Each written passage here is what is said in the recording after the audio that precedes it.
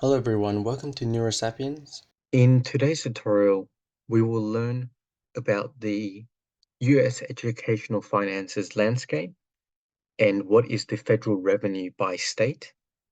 The dataset that we'll be using is going to be a US educational finances dataset.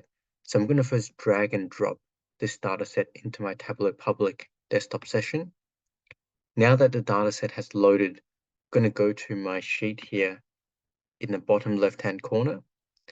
And then I'm going to use two fields. One is called state, other is federal revenue.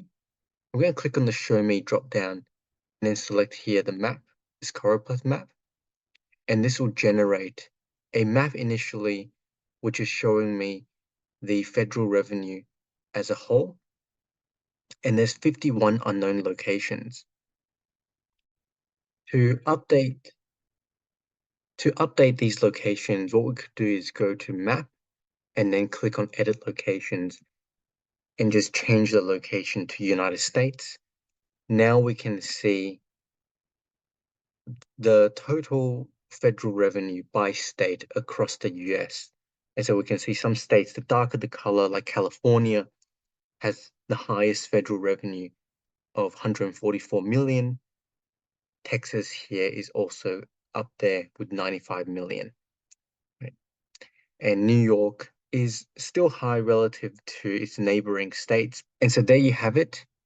This is how we can analyze and answer the question, what is the federal revenue in terms of US educational finances across the United States using Tableau Public Desktop Edition.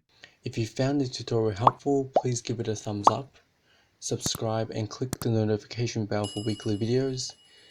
Please share the video with anyone who you think would benefit from the content and comment below what topics you would like to learn.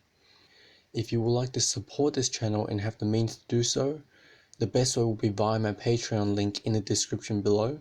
Happy learning and I'll see you in the next tutorial.